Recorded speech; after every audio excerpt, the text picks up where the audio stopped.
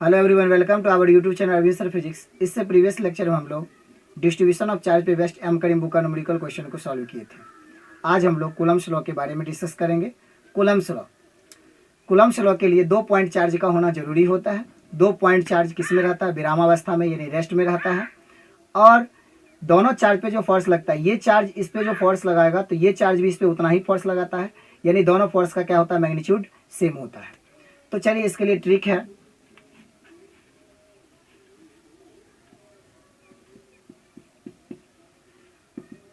Trick 2 point rest charge equal to Coulomb's law. 2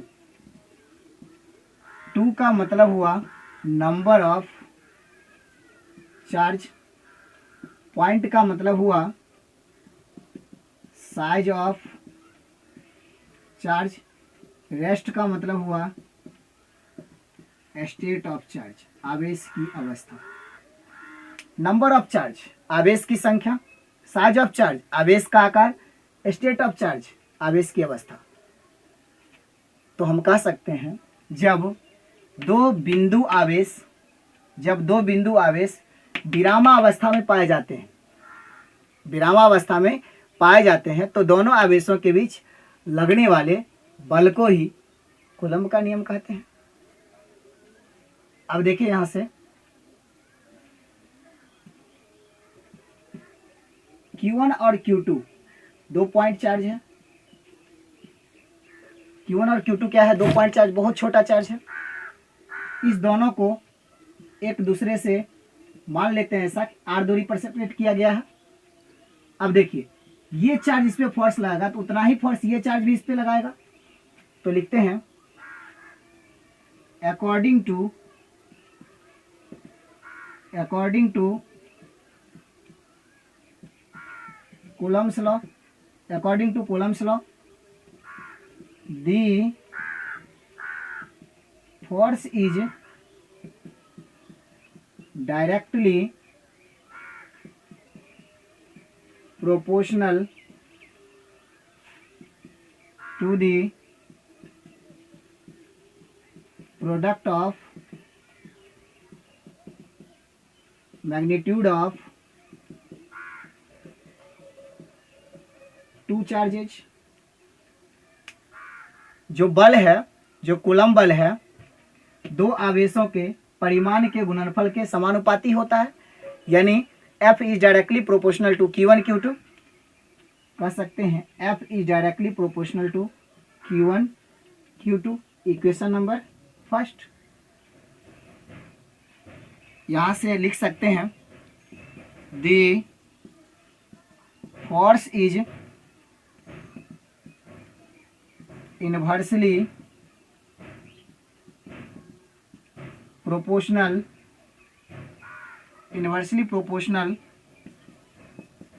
to the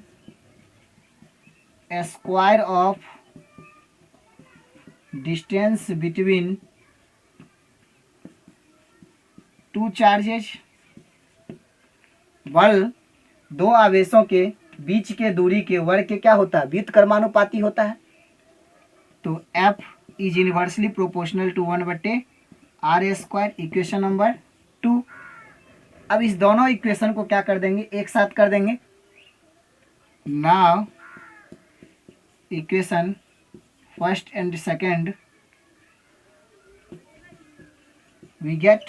अब समीकरण first और सेकेंड से तो देखिए F is directly proportional to Q1 Q2 बट्टे क्या हो जाएगा? r²। F is directly proportional to Q1 Q2 बट्टे क्या हो जाएगा? r²।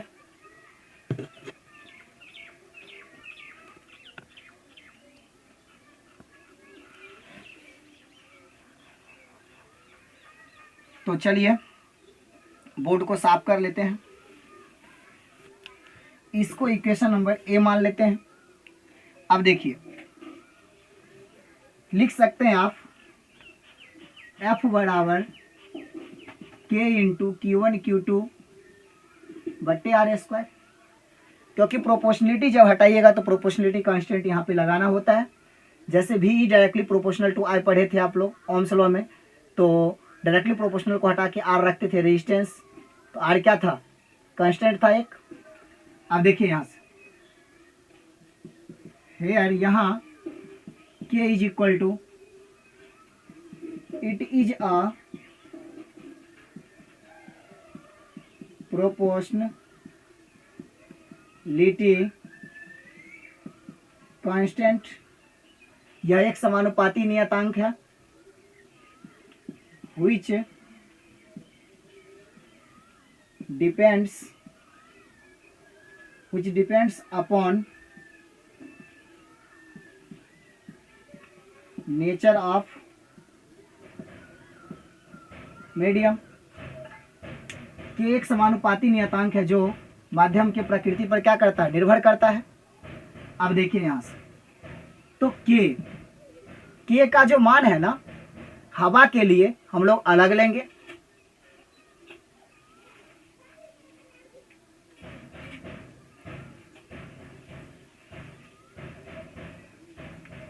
जी हाँ मेरे दोस्तों, के का जो मान है हवा के लिए, जब दोनों चार्ज को हवा में रख देंगे ना तो उसके लिए के का मान अलग लेंगे। जब दोनों चार्ज को किसी मीडियम में रख देंगे, हवा को छोड़ के किसी मीडियम में रख देंगे तो उसके लिए अलग लेंगे। फॉर एयर और वैक्यूम, हवा या निर्वात के लिए के का जो मान लेंगे ना 1/4πε0, इसको क्या पढ़ते हैं 1/4πε0। अब देखिए के इज इक्वल टू क्या लेंगे 1/4πε0। अब देखिए इसका जो न्यूमेरिकल वैल्यू होता है 1/4πε0 को डायरेक्ट हम लिख सकते हैं 9 × 10⁹ न्यूटन मीटर स्क्वायर पर कूलम का स्क्वायर। के का जो मान होता है 9 × 10⁹ न्यूटन मीटर स्क्वायर प्रति कूलम स्क्वायर होता है। From equation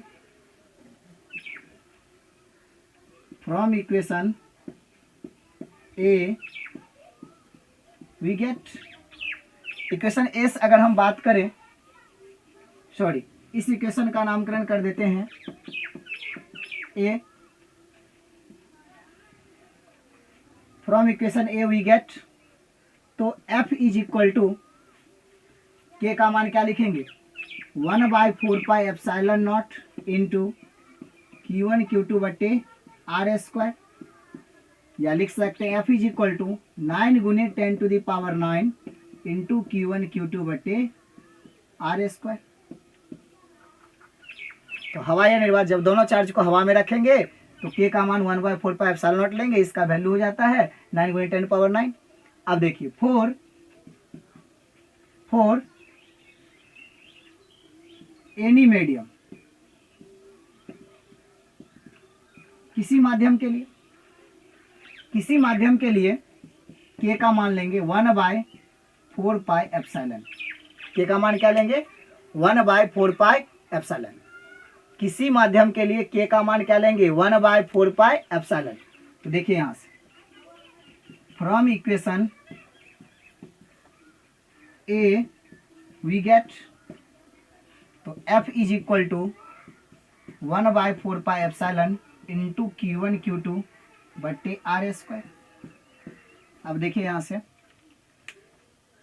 F is equal to 1/4πε into Q1 Q2 बट्टे आर स्क्वायर। ये फॉर्मूला का यूज हम लोग तब करेंगे जब चार्ज को किसी मीडियम में रखा जाएगा, यानी हवा को छोड़ के रखा जाएगा।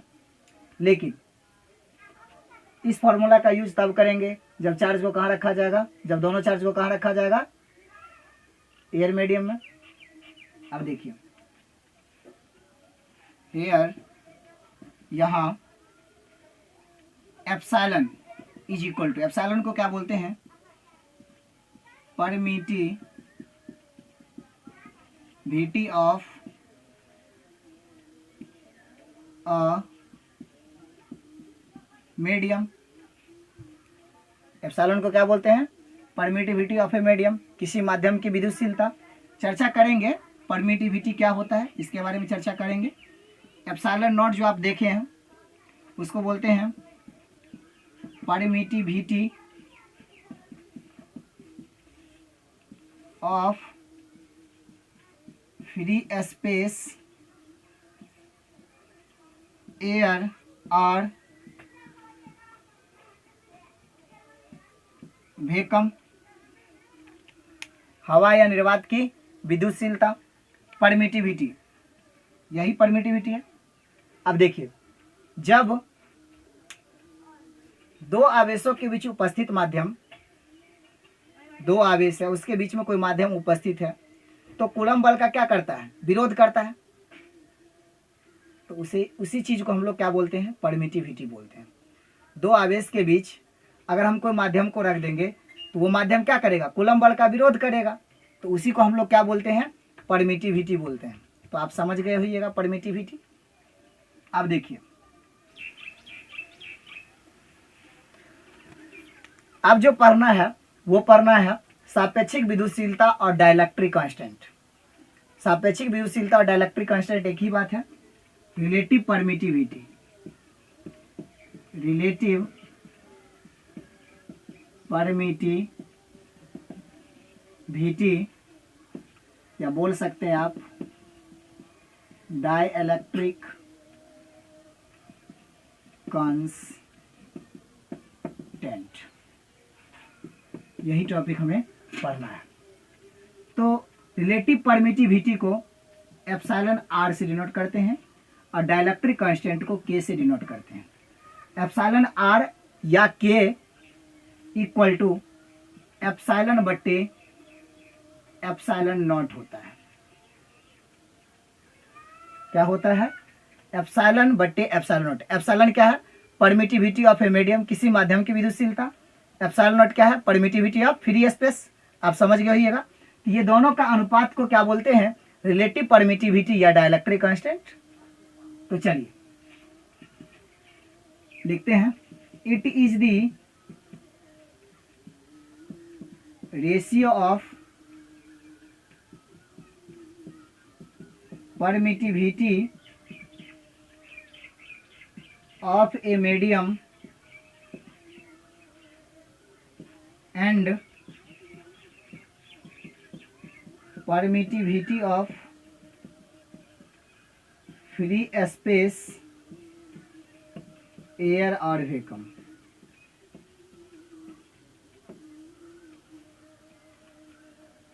यह किसी माध्यम की विद्युतशीलता तथा हवा या निर्वात की विद्युतशीलता का अनुपात होता है। समझ गए ना, का अनुपात होता है। इसी को हम लोग क्या बोलते हैं, रिलेटिव परमिटिविटी यानी सापेक्षिक विद्युतशीलता, डाइलेक्ट्रिक कांस्टेंट। इसका हिंदी होता है परावैद्युतांक। अब देखिए, एप्सिलॉन आर या के बराबर तो क्या होगा, लिख सकते हैं एप्सिलॉन आर या के इज इक्वल टू एप्सिलॉन बट्टे एप्सिलॉन नॉट होता है। तो एप्सिलॉन इज इक्वल टू लिख सकते हैं epsilon not into epsilon R, या एप्सिलॉन इज इक्वल टू लिख सकते हैं एप्सिलॉन नॉट इंटू के। लिख सकते हैं कि नहीं लिख सकते हैं, लिख सकते हैं मेरे दोस्तों। चलिए अब बात करते हैं from equation B we get, Bajrangbali जो कहे थे उसी इक्वेशन से बात करते हैं। एफ बराबर हम उस इक्वेशन बताए थे, के का मान 1/4 पाई एप्सिलॉन। एप्सिलॉन के जगह ये अगर पुट कर दे तो कोई दिक्कत, तो F is equal to 1/4 pi epsilon के जगह क्या लिखेंगे, epsilon not into epsilon R. समझ रहे हैं मेरे दोस्तों, इंटू Q1 Q2 बट्टे आर स्क्वायर। देखिए बहुत ही ये झकास फॉर्मूला है। अब देखिए 1/4 पाई एप्सिलॉन नॉट, इसका मान 9 गुने 10 to the power 9। Epsilon R relative permittivity होगा ना। अब देखिए यहां से F इज इक्वल टू, इसको लिख सकते हैं ना 9 गुने 10 टू द पावर 9 बट्टे epsilon R into Q1 Q2 बट्टे आर स्क्वायर। अगर हमें फोर्स निकालना होगा किसी भी मीडियम का, तो एप्सिलॉन उसका रिलेटिव परमिटिविटी दिया रहेगा और ये चार्ज दिया रहेगा, दोनों चार्ज, और आर भी दिया रहेगा, तो फोर्स नहीं निकाल लेंगे, निश्चित ही निकाल लेंगे। अब देखिए यहां से F इज इक्वल टू 9 × 10⁻9 बट्टे epsilon R into Q1 Q2 बट्टे आर स्क्वायर होगा।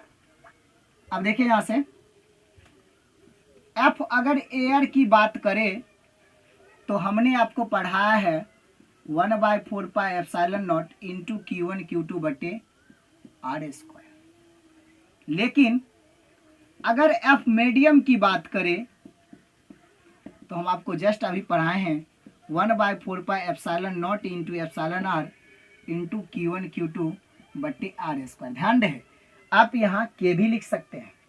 अब देखिए तो F air F medium, F medium में देखिए क्या फर्क है। F मीडियम में क्या चीज का फर्क है, देखिए इतना चीज F एयर वाला है ना, तो इसको लिख सकते हैं ना F एयर बट्टे रिलेटिव परमिटिविटी। F मीडियम बराबर F एयर बट्टे एप्सिलॉन आर।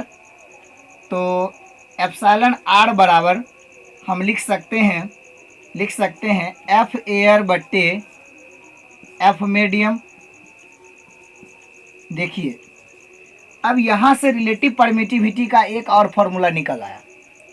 रिलेटिव परमिटिविटी का यहाँ से एक और फॉर्मूला ये निकला कि किसी हवा या निर्वात में लगने वाला फोर्स, किसी माध्यम में लगने वाला फोर्स का जो अनुपात होता है उसको हम लोग क्या बोलेंगे, रिलेटिव परमिटिविटी, डाइलेक्ट्रिक कांस्टेंट बोलेंगे। समझ रहे हैं मेरे दोस्तों। अब देखिए अब जब दो चार्ज को r दूरी पर रखा गया एयर में और उसी चार्ज को r दूरी पर ही किसी माध्यम में रख दिया जाए और उस पर जो लगने वाला फोर्स होगा निकाल लेंगे, दोनों चार्ज का अनुपात कर लेंगे तो रिलेटिव परमिटिविटी हम ज्ञात कर सकते हैं। तो रिलेटिव परमिटिविटी भी ज्ञात करने का एक तरीका हो गया। या अगर किसी माध्यम में फोर्स निकालने के लिए कह रहा है लेकिन क्या हुआ, किसी माध्यम का रिलेटिव परमिटिविटी दिया हुआ है और F एयर हवा में लगने वाला बल दिया हुआ है, तो क्या कहते हैं F मीडियम निकालने के लिए क्या करेंगे, F मीडियम बराबर F एयर बटे एप्सिलॉन आर लगा देंगे। समझ रहे हैं ना। हवा में लगने वाला फोर्स दिया रहे चार्ज के बीच और रिलेटिव परमिटिविटी दिया रहे तो आप डायरेक्ट क्या कर सकते हैं, मीडियम में लगने वाले फोर्स कैलकुलेट कर सकते हैं। तो आप ये समझ गए होइएगा। चलिए बोर्ड को साफ कर लेते हैं। अब हम लोग भिन्न भिन्न माध्यम का डाइलेक्ट्रिक कांस्टेंट कितना कितना होता है देख लेते हैं। रिलेटिव परमिटिविटी जिसको एप्सिलॉन आर से नोट करते हैं या dielectric constant of different medium, विभिन्न माध्यम का प्रावैधुतांक या सापेक्षिक विद्युतशीलता। तो देखिए यहाँ से फॉर एयर और वैक्यूम, हवा या निर्वात के लिए बात करें तो रिलेटिव परमिटिविटी या डाइलेक्ट्रिक कांस्टेंट 1 होता है। लेकिन अगर एनी मीडियम की बात करें तो रिलेटिव परमिटिविटी 1 से हमेशा ज़्यादा होता है। फॉर ग्लास या माइका जो रिलेटिव परमिटिविटी या डाइलेक्ट्रिक कांस्टेंट जो होता है उसका 6 होता है। फॉर वाटर रिलेटिव परमिटिविटी या डाइलेक्ट्रिक कांस्टेंट 81 होता है। 4 पॉइंट मेटल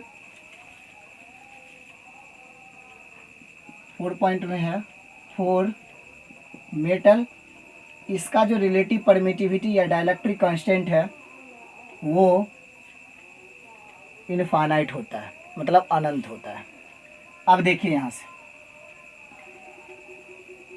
एयर और वैक्यूम हवा या निर्वात के लिए कितना होता है 1, ग्लास या माइका के लिए कितना होता है 6, वाटर जल के लिए कितना होता है 81, मेटल धातु के लिए कितना होता है इनफाइनाइट। इसको आप ध्यान रखिएगा, न्यूमेरिकल क्वेश्चन बनाने में इसका यूज होता है। अगर हवा में दे देगा तो 1/4 pi epsilon not into epsilon R अगर रखते हैं तो एप्सिलॉन आर की जगह पे 1 रख सकते हैं इंटू Q1 Q2 बट्टे आर स्क्वायर। अगर किसी माध्यम में चार्ज को रख दिया जाएगा, या मान लेते हैं वो माध्यम दिया, चार्ज को ग्लास में रख दिया गया, तो 1/4πε0 तो बट्टे, अगर मान लिया जाए कि चार्ज को किसी माध्यम में रख दिया गया यानी ग्लास में रख दिया गया, तो क्या होगा, उसके लिए फॉर्मूला लगाएंगे, F medium is equal to 9 × 10⁻⁹ बट्टे एप्सिलॉन आर दिया हुआ है 6 आई इंटू Q1 Q2, Q1 का भी मान दिया रहेगा, Q2 का भी मान दिया रहेगा, और डिस्टेंस भी दिया रहेगा, तब कैलकुलेट कर सकते हैं एफ मीडियम में फोर्स। समझ में आ रहा ना बात? तो यहाँ तक समझने में किसी तरह का कोई, यहाँ तक समझने